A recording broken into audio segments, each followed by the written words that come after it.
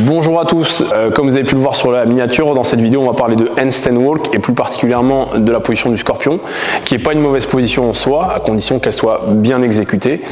Ce qu'on rencontre souvent dans la phase d'apprentissage ou chez les débutants, c'est qu'en fait ce handstand walk en scorpion, il est avec une sorte d'hyperlordose. On a le bas du dos qui est vraiment cambré.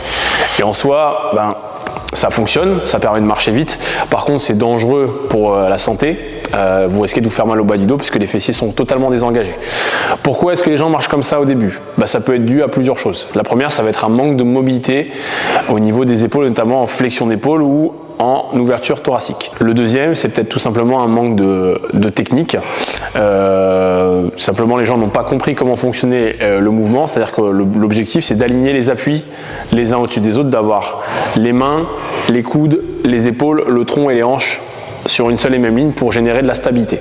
Maintenant, je me répète, mais vous allez voir que le scorpion, s'il est bien fait, clairement, ça a beaucoup d'avantages, surtout sur des formats WOD.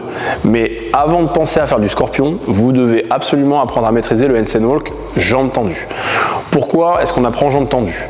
Tout simplement pour être capable de générer de la tension d'une part, c'est-à-dire être gainé, et ensuite maintenir ce niveau de tension, maintenir cette unicité musculaire et déplacer notre corps dans l'espace. Pourquoi est-ce qu'on veut apprendre à faire ça? Tout simplement pour avoir un geste qui est plus efficient et plus puissant. On ne veut pas transporter un sac à patates, nous ce qu'on veut c'est quelque chose de compact et de rigide. Maintenant vous allez peut-être me poser la question, est-ce que en WOD c'est mieux de faire du handstand walk jambes tendues pour aller plus vite? La réponse bien sûr c'est non.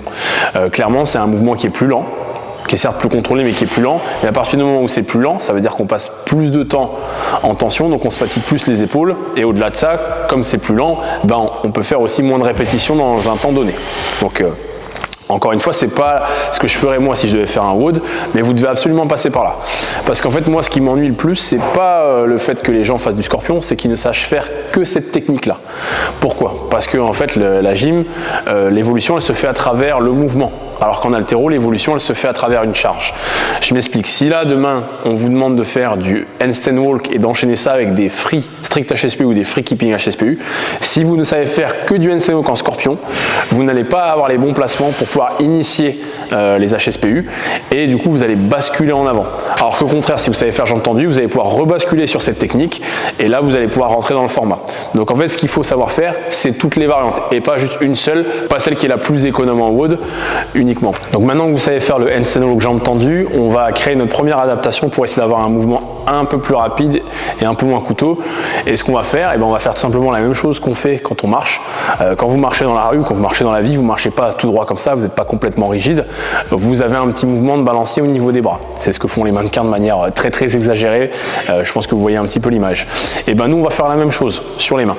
On va garder les jambes tendues, on va garder les quadris engagés et les genoux verrouillés. Par contre, on va venir faire une alternance, faire un espèce de mouvement de balancier, de ciseaux, qui va nous permettre d'aller plus vite, mais comme on garde les jambes tendues, on a quand même un certain niveau de rigidité qui fait qu'on ne s'écroule pas complètement et on ne s'affaisse pas au niveau du bas du dos.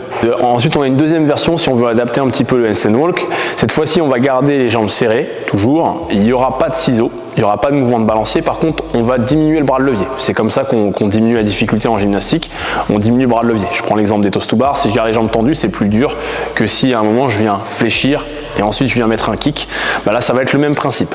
Une fois que je suis basculé à l'envers, je vais venir verrouiller mes genoux à 90. Je rappelle, mes pieds sont toujours collés l'un aux autres, j'ai des genoux aussi qui sont en contact.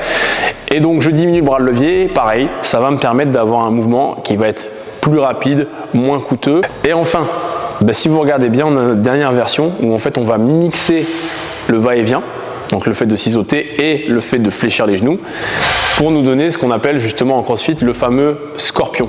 Et ça, en l'occurrence, ça sera la technique la plus efficace pour avancer de manière rapide, sans perdre ses placements, sans se faire mal au bas du dos. Donc moi, ce que je vous recommande de faire, c'est d'apprendre encore une fois à faire jambes tendues, puis de vous entraîner sur les deux variations que j'ai mentionnées juste avant, et ensuite vous essayez de les mixer pour faire ce qu'on appelle un scorpion. Et là encore une fois j'insiste, mais votre bas du dos il n'est pas compromis, c'est juste la flexion, elle se fait juste au niveau des genoux. Et pareil, le ciseau il est contrôlé, c'est pas un ciseau qui vient que d'une seule jambe, parce que ça se voit, on voit ça aussi pas mal. Le but c'est de toutes les maîtriser et après d'adapter en fonction du WOD, de votre profil et de votre préférence. N'hésitez pas encore une fois à liker la vidéo, à laisser un commentaire et à vous abonner. On se revoit bientôt.